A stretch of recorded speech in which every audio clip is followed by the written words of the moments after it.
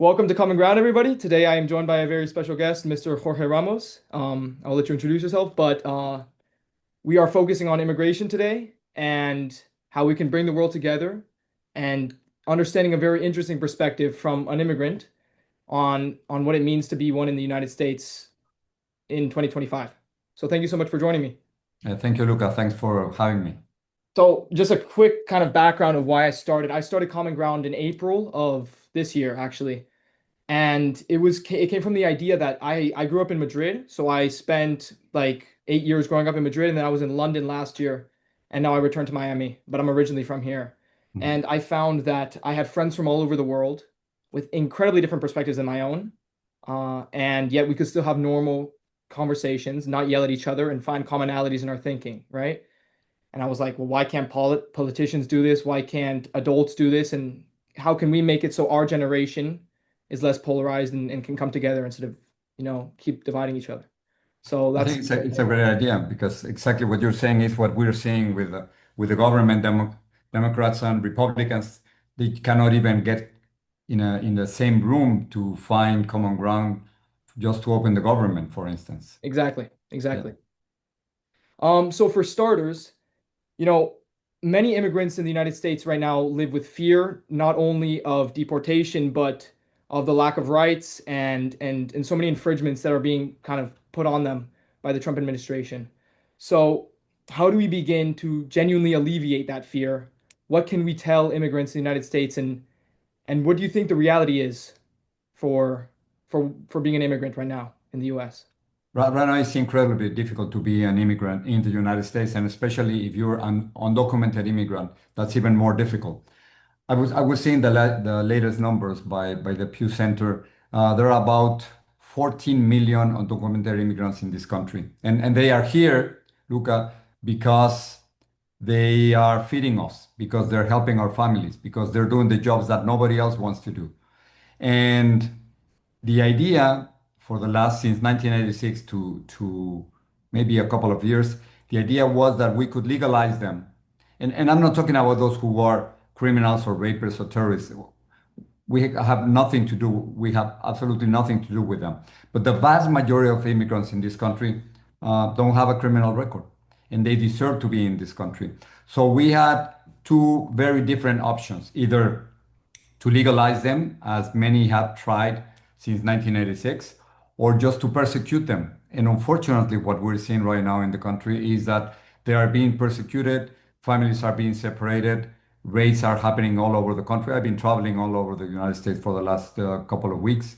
And what we are seeing is that we have masked agents, federal agents without ID, without warrants, stopping and detaining and arresting people and separating from their families.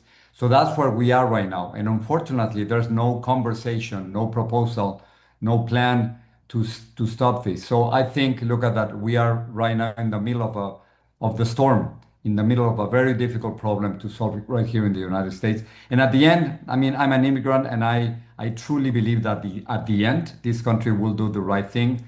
But at this moment, I don't see a solution. We are completely polarized. Yeah, absolutely. And how do you think we got here? Um, do you think it was just like how did we get to a point in which it was normalized that raids are going on, that yes, people are speaking out, but nothing is being done, right? Do you think it was in part because of the Trump administration, because of the alienation of immigrants within this country? What was a determining factor? I think there was a lot of misinformation about immigrants in this country. I also, we have to tell the truth. Also, during the Biden administration, there was a perception among many people that there were way too many immigrants in this country and they were being allowed to come in illegally. Right. The truth is that many were escaping dictatorships like Venezuela or Cuba or Nicaragua. Many of them were looking for better opportunities. And this is the country for better opportunities. I'm an example of that. I came here in 1983 because I was living in Mexico. Back then, Mexico was not a democracy, and I just didn't want to live in a country that was not a democracy. I was beginning my career as a journalist, and I didn't want to be a censored journalist. So I came here as a student and then eventually got my green card and my citizenship. But I came here because this country gave me the opportunities that my country of origin couldn't give me. Millions have followed me. And my idea is quite simple. I just want to make sure that those who came after me have exactly the same opportunities that I had here. And that is, I'm not seeing that. So the problem started with a lot of misinformation about immigrants. It also it also happened because politicians couldn't agree on a plan to legalize those that were already here in this country. And it is incredibly difficult to become legal in the United States.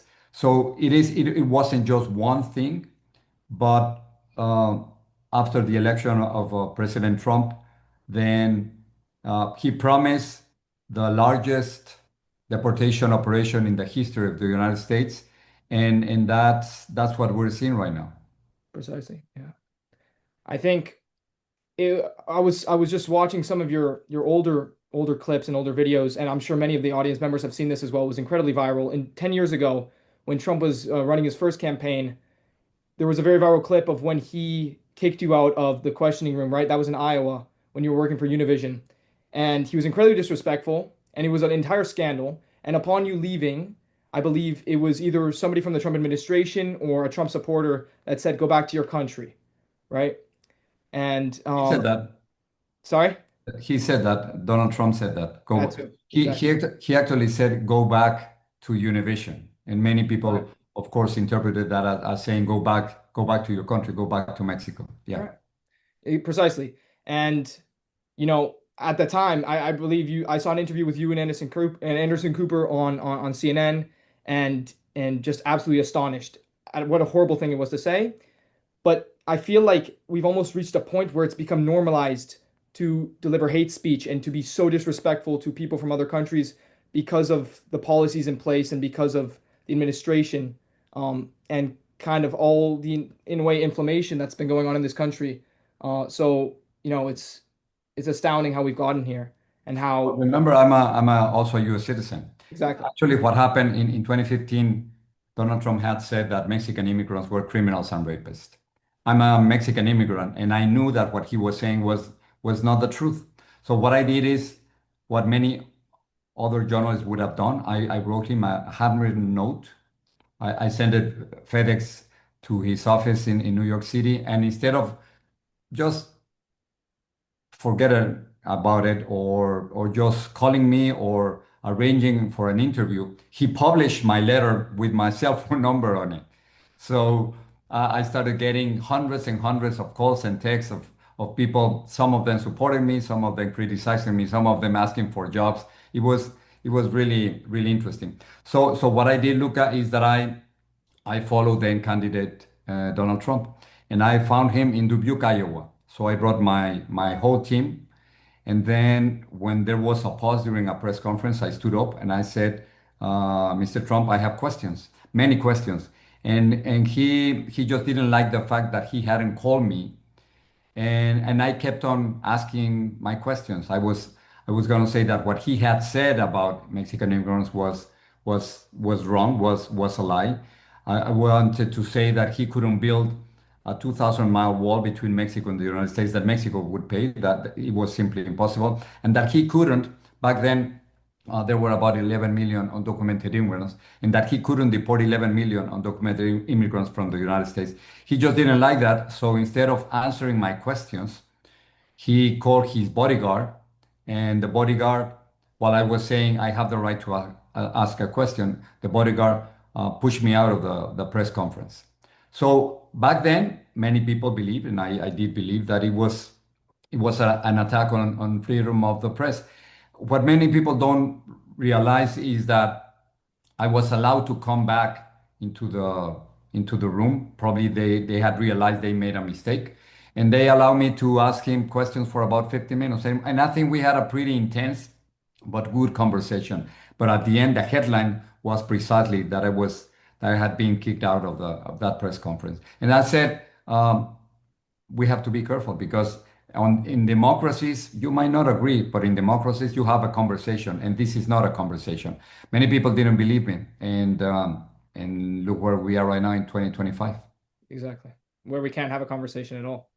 It is very difficult. I mean, as we speak, Democrats and Republicans cannot get in a single room to open the government. It is incredible because we are paying them to do a job and they're not doing that. And I think the country is more polarized than ever since I remember, since I got here 42 years ago. That's why I wanted to do this podcast with you, Luca, because I think your idea of common ground is incredibly important. And so let me just turn the tables a little bit. Why do you think we are so polarized right now? I think a lot of factors, I think within the youth, social media has been one of the great dividers. Um, People have gone down rabbit holes through misinformation, through extremist beliefs, where they find that they are at a disadvantage because another group of people, alienating that group of people inherently. Uh, and all of these factors, I think, just kind of also the normalization to produce rhetoric and dispel hate speech on another party or another group of people has just become so normalized. And, you know, that has led us to just be so divided in a way where we can't even have a conversation because that conversation would simply erupt into chaos. I mean, on the greatest stages at the presidential debates between Biden and Donald Trump, they began to talk about who could hit the ball farther in golf, right? The most petty things, but in a way so disrespectful to one another that if the people we need to be admiring, the President of the United States, the ex-president, um, can't have a conversation, how can we in turn have a conversation, right? I think, Mhm. but yeah, so a lot of factors, and but among the youth, I think it's primarily kind of honestly a lack of education within. I've been fortunate enough to go to private schools, but even within the schools I've been in, um, the education doesn't really encompass different perspectives in a way. We don't kind of touch on what's dividing us and trying to understand other people and from different backgrounds. Uh, and I think that's intrinsic to being able to move forward and to being able to come together because at the end of the day, one of the purposes of this podcast is to show others how we're really not that different. And what is dividing us is quite petty at most of the time, right? So I think the first step is understanding each other. And after that, we can move forward by having calm, normal conversations like we're having today. I agree with most of the things that you said. There was a time when then President Bill Clinton used to say that you would win elections in the United States at the center, that you needed just to get people from both parties at some point in order to win an election and to get to the White House. And nowadays, politically, it seems that that rule does not apply anymore, that you can actually win an election with a third of the voters that are more radicalized on the extreme. And then, so that's one thing. The other, an interesting conversation, Luca, I think has to do with, is it that we were always so polarized, but because there was no social media, we were not aware of that, or that simply social media has created this polarization in the United States. I think both factors uh, should be considered. The fact is that we're polarized. I agree with you. Social media has divided us more than ever. Algorithms make it incredibly difficult for us just to have a normal conversation and and uh, and and we see opponents and people who don't agree with us as enemies. And that I agree with you completely. That has to change. And I think efforts like this, podcasts like this, make it possible. Thank you. Thank you so much. I mean, I just like to ask what do you think we can do as a younger generation to move forward, come together? What techniques can we apply and and how can we unite instead of continuing to divide? Listen to others, and you know what I do all the time in my podcast, in my news operation that now is all digital.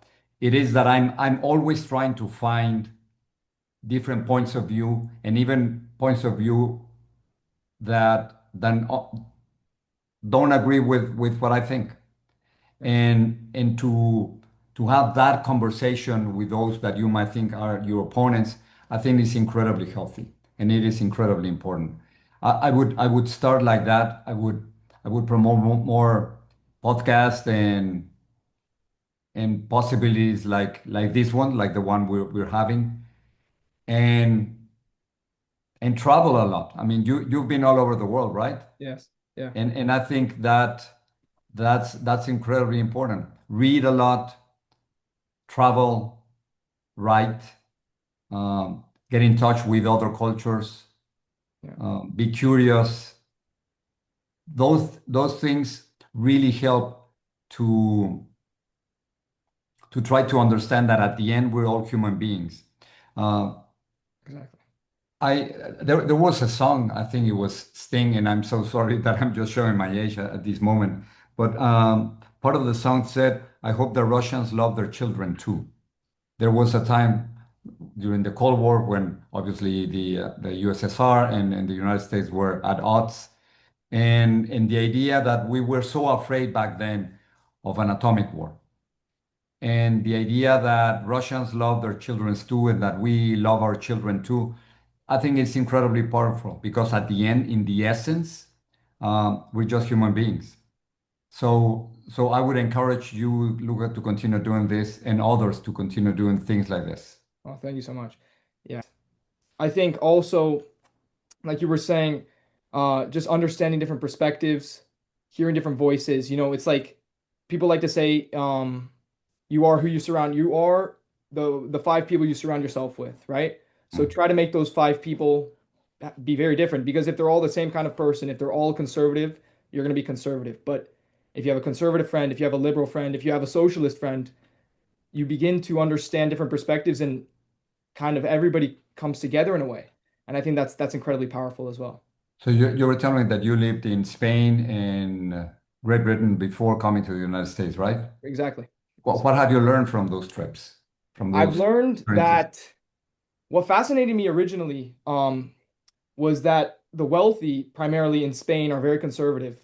Um, Compared to the United States, where it's a little bit more divided. But there's a lot more Democrats in the United States that are very wealthy as well. At least the social groups I was living in within cities. So I was very curious about that. And then a lot of the friends I spent time with who were very knowledgeable, very well read, were very conservative. And I didn't really understand why. But as I kept listening to them, I understood their perspective. I understood they wanted to keep their country the way it was. They were scared of change. They were scared of evolution ways, and that's okay. And I accepted that. Um, and then in the UK, I also noticed the division. I noticed how Brexit. I mean, just speaking with taxi drivers who are notoriously very conservative as well, but they are very unhappy with what has gone on after Brexit, even though most likely a lot of them were the ones that voted for Brexit. And you hear people complain. I believe it's 56 or even more now percent of Brits wish they could go back and reverse Brexit, right? And it's these such divisive, in this case, a referendum, um, that it was a 52 to 48% vote. So Were you there when it happened? I was not, no, but I was in Europe at the time, and it was an absolute scandal. I couldn't understand why. I was very young.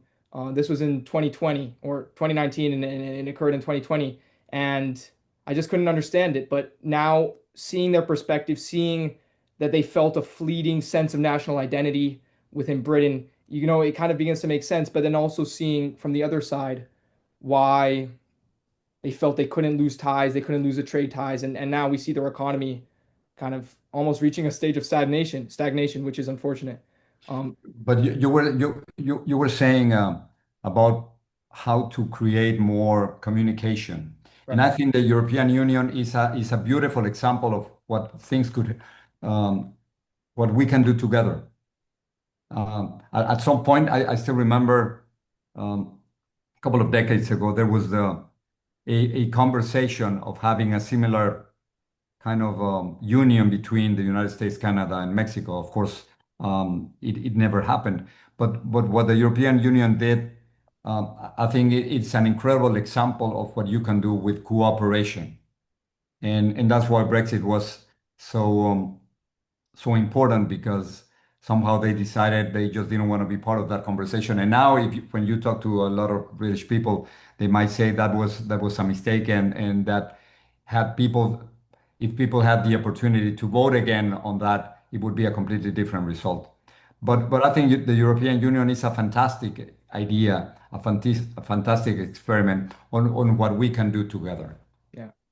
Do you think something like that could work in the It's United States? working. I mean, when it comes to immigration, when it comes to um, the euro, Right. when it comes to economic and security cooperation, I think it is working. It Yeah. is complicated. It is difficult.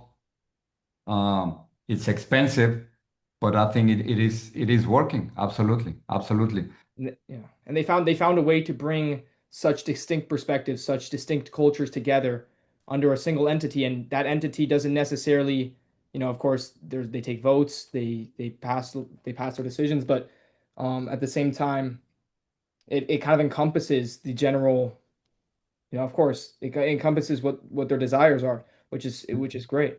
And then at the same time, while working together, they maintain their identity. I mean, when you go to Spain and to France and to Germany, you know you're in a completely different country. So your identity, your cultural identity is completely protected. But at the same time, there are areas in which you can cooperate, and that is, I found that incredibly beautiful and very positive. Absolutely. Yeah. Many complain. I mean, one of the main grievances that led to Brexit was immigration. How can how can we understand immigrant stories and stories like yours and actually kind of come together among, like, use them to come together instead of using them to continue to divide, and how can we evolve national identities Yeah, with immigrants? one of the things that I find incredibly interesting is that I think one of the real strengths of the United States has to do with its immigrants, and and and I think we're a much better country thanks to that, thanks to immigrants.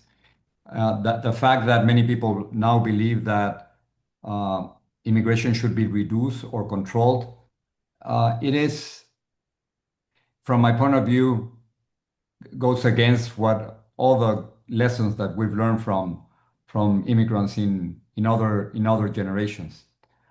And part of the strength of the United States comes from its diversity and including people from all over the world. And I think that's why we're the richest and most powerful country in the world. The American experiment is working. And despite the fact that there are so many divisions politically right now, the American experiment is working. I was reading a column the other day on how the country is changing demographically. And in 2045, everyone is going to be a minority in this country, despite the fact of what we are seeing right now on the streets of Los Angeles and Portland and DC and many other in Chicago, despite the fact that it seems that we cannot agree on what to do with the immigrants in this country. And again, my solution instead of persecuting them would be to legalize them. Of course, those who have no criminal record, which are the majority. Something really interesting is that when you compare immigrants to US citizens, immigrants are less likely to commit crimes and immigrants are less likely to be incarcerated. And the reason is very simple. They don't want to get in trouble. They're here just to have a better life for them and for their families, and they don't want to get in trouble with the police. They don't want to get in trouble with the law, and they contribute much more than what they might take away in social programs from the government. So I think immigrants are an incredible contribution to this country and to any other country. You were mentioning the criticism of immigration in Europe. I mean, I do understand that. I mean, it is never that easy to handle millions of immigrants, but at the end, my experience is that they contribute much more than what they take away from the countries. And on the other hand, we have to applaud countries that have been generous with immigrants, starting with the United States. I just came back from Colombia 2 days ago, and Colombians, despite of all their economic and political problems, they have accepted more than 3 million Venezuelans. 3 million Venezuelans. Can you imagine that? In a country of 50 something million people. So I think we have to applaud those countries that understand the importance of immigration, and that sometimes we just have to accept those who are fleeing violence, those who are fleeing economic poverty. I mean, if you live in Central America, and then you fear that your children might be persecuted by the gangs, or someone in your family has a serious medical condition, or you're simply fleeing dictatorships in Venezuela, in Cuba, and in Nicaragua. The normal thing, Luca, is to go from poor countries to rich countries. That's the trend always in immigration. And so the normal thing here in this continent, it has been simply to go from the south to the north, and we are the north, and we are that, and we have been, despite of the conversations that we're having today, I'm completely convinced that the United States will do the right thing at the end because it always has. It always It has. is impossible that we have had a democracy and a system based on immigration for 249 years. I truly cannot believe that we're going to get rid of that. Not now, not ever. I totally agree. I completely agree. And that kind of leads me into my overarching question. You recently spoke on your podcast, The Moment, which you host with your daughter, Mhm. Paula. You spoke on the American dream, and she doesn't agree with you. She believes that that kind of Trump is was the decline of the American dream, but do you still believe it's alive? And if so, who is the American dream alive for in this It country? is interesting. We've had this conversation with Paula, my daughter. Paula was born here. I was, of course, born in Mexico. And she believes that the American dream is disappearing for many, and that might be a myth. I do understand that the concept of the American dream does not apply to everyone, but I have to be completely honest with you and with Paola and with Carlota and with Nico that it has worked for me. I'm the best example of the American dream. When I came to the United States, Luca, I didn't have any money. So I had to sell a very old car. We call it Bochito. It was a red Volkswagen. I got a few $100s, and I came with that money, and everything that I owned, absolutely everything, my documents, my bag and my guitar, everything I could carry with me. Right now, it would be impossible to do that, to carry everything that's behind me. So I am an example of of the American dream.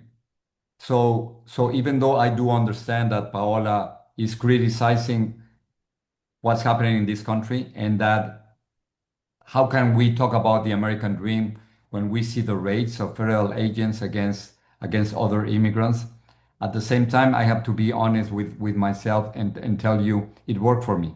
And if it worked for me, my purpose by doing independent journalism and social work, it is very simple to give others the same opportunities, and those, especially those who came after me, the same opportunities that I had in this country. So my part of my job as an independent journalist is to make sure that I can give voice to those who don't have a voice. I've been a privileged immigrant. I have to admit that, and but that also brings a lot of responsibilities to it. Yeah. Oh, absolutely. Well, thank you so much for sharing your story. It's incredibly inspiring, and I'm of the firm belief that this country was built off the backs of immigrants, and that you are absolutely crucial to the development and what we can kind of call home, right? So, in closing, thank you so much again for your time. Mhm. Um, and in closing, I just like to ask I like to ask this question to all my guests, which is if you could give one message to our audience and to the world, especially the youth, how can we come together? How can we accept new perspectives and hear stories and bring the world together one conversation at a time? So how can we do this? Um, be curious and put yourself in uncomfortable positions. Don't make sure that you talk to people that don't agree with you, and travel a lot as much as possible. And once you do that, you'll realize um, how similar uh, we are. Yeah. So yeah, um, let me tell you something. For 38 years, I did the same job as an anchorman on television, and I'm so grateful for that opportunity. But if you were to ask me if I wanted to do that again, I think I would experiment more, I would explore more, I would try more different things. Um, Here in you don't see it, but in my bookcase, there's um, there's a message that I got in a recent trip that says, "Try new things." I would continue trying new things, and I think that would bring us all together. Yeah. And I would do more podcasts like the one you're doing. Thank you so much. Thank you. Well, thanks again so much for your time, and this has been such a pleasure and such a great conversation. Thank you, Luca. I appreciate it. All right. Gracias. Gracias. If you have any questions for me well, I'd like to also, who do you think I need to be speaking with? What conversations do you think I need to be having to really put myself out there to really show people how different we are, but also how similar we are? I mean, try to talk to people in other countries. No, Yeah, I saw that you had a great interest, a very interesting interview with an Iranian citizen. exactly. I would encourage you to do more of that.